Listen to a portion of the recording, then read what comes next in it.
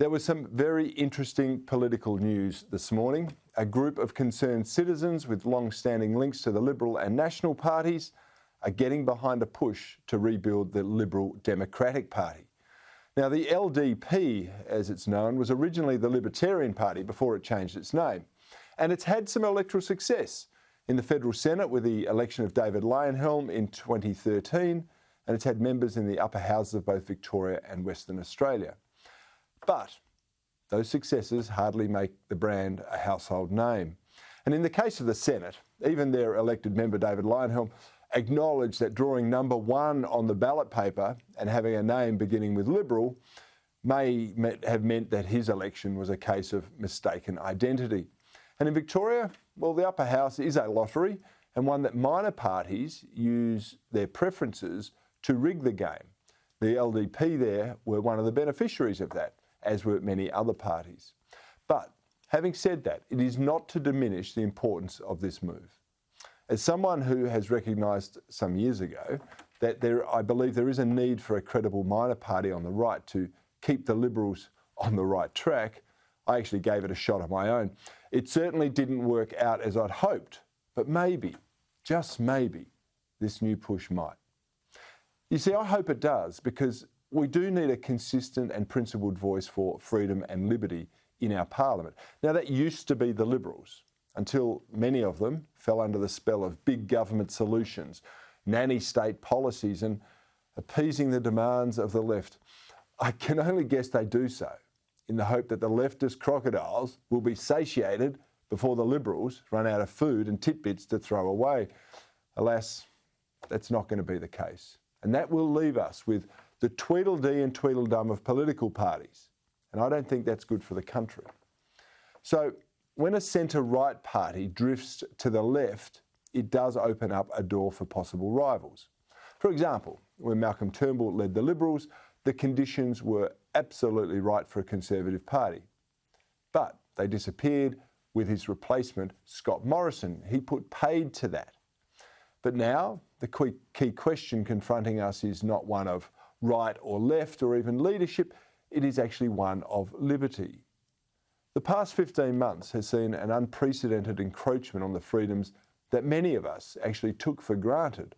The freedom to run a business, the freedom to associate with whom you want, and the freedom to leave our homes whenever we chose to. But now we know those freedoms can and will be taken away by government on a whim. And let's understand, most politicians making these decisions, they've got no skin in the game. They still get paid, and many even get rewarded at the ballot box for the impositions that they're imposing upon us. So I do believe we need a vanguard to stick up for the liberty-loving citizens who are actually sceptical about an all-powerful government. So the question is, will a reincarnated LDP fit that bill? And do the current circumstances give it a prospect of even greater electoral success? Well, I don't know the answer to that, but whether it's them or it's someone else, I certainly hope someone is successful in this space because it is so important. It can perhaps be best summed up by adapting the words of the great Ronald Reagan to an Australian context. Freedom is never more than one generation away from extinction. We didn't pass it to our children in the bloodstream. It must be fought for, protected, and handed on for them to do the same.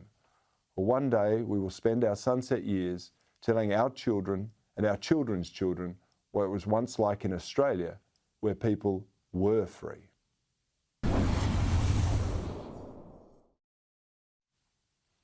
And one of those men looking to shake up the system is the Liberal Democratic member of the Victorian Legislative Council, David Limbrick. I'm delighted to say he joins me now. David, I say congratulations on this rejuvenated LDP, or the embryonic stage of it, but we've had one person come out and announce their candidacy in the seat of Warringah. Who else is about to put their hand up and their name forward for you? Hi, Cory.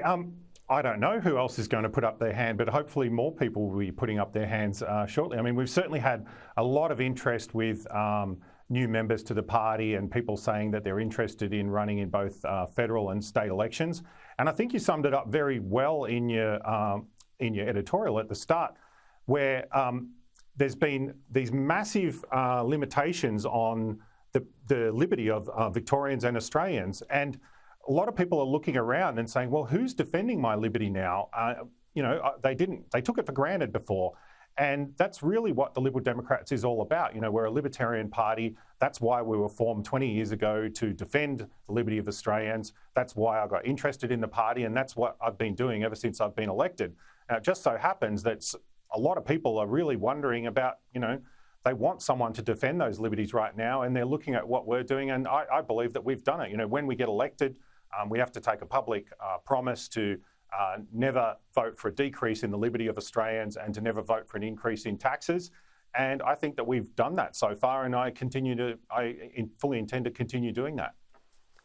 Well, David, someone contacted me today when they knew I was speaking to you, and they said that you are the person who is most outspoken about what has been going on in Victoria, the heavy-handedness of the government down there, and when the Liberal Party is missing action, you are always there.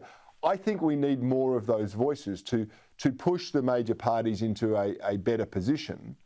But in order for you to do that, you've got to have a party organisation, you've got to have really strong candidates and capture the imagination of the public. Do you think the time is right for a liberty-loving party to actually make some serious headroads? Look, I think so. I mean, we've seen what's happened in New Zealand recently. Now, one of the things that many people have forgotten or failed to notice what happened in New Zealand after the last election was the ACT Party, which is essentially a libertarian party quite similar to us, had a massive increase in their representation. And it's my belief, due to the same reasons that we're seeing more interest in the Liberal Democrats, is that people are concerned about their rights and liberties being taken away, and they want to know who's defending it. And ACT has done a very good job of that in New Zealand, and I intend for us to continue doing that in Australia. Yeah, we are in unprecedented times, though. I mean, none of us anticipated a pandemic. Maybe you did, and you're a genius. But even in a pandemic, even when people are dying or have been subject to a new virus, no one really could have anticipated we would be shutting down businesses, locking people in their home for months on end in some cases, devastating our balance sheet from a government perspective, and handing emergency powers, not to elected politicians, but to unelected bureaucrats and police commissioners. This is the perfect storm for anyone who loves liberty and freedom and wants smaller government, isn't it? Yeah, well, I mean, I don't think even the people who plan for pandemics plan to do any of this. This is like this idea of lockdowns. My understanding is that most of these pandemic plans didn't include this sort of planning. There's been this sort of real taking away and robbing Australians of the right to manage risk themselves. Individuals have been robbed of it. Businesses have been robbed of it. And we've handed over this power, like you say, to bureaucrats. Governments have handed over this power to bureaucrats.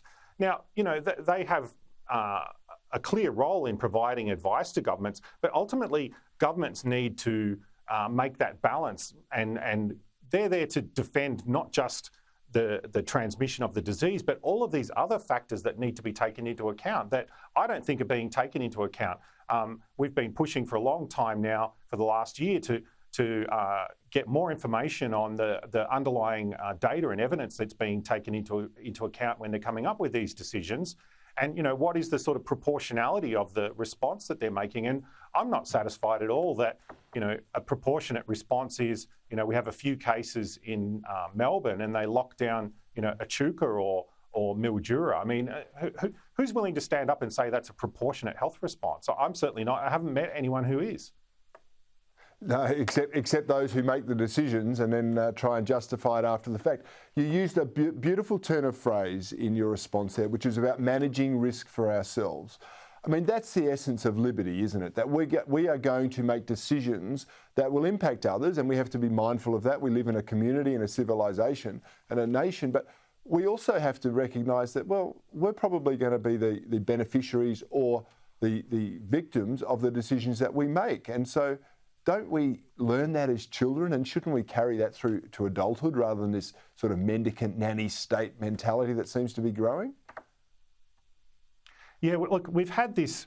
I think it's a very, very damaging effect on Australians. This idea that our ability to manage risk has been taken away from it, because ultimately living in a free society means that you have to look at the choices that are available, and we're blessed that we're able to have choices, because that's what part of living in a free society is meant to be about, and then to choose like what we do about dealing with those choices, the risks that we're willing to take, and how to deal with that. And that's part of being an informed citizen in a democracy and in a free society. But we haven't been given these choices. We've had those choices taken away from us. And even the most simple things like, masks, they made that mandatory. They didn't even bother to try and, educate people and provide guidance and how do masks work and this sort of thing. They just went straight into mandatory usage. And it's ended up in this situation where people, rather than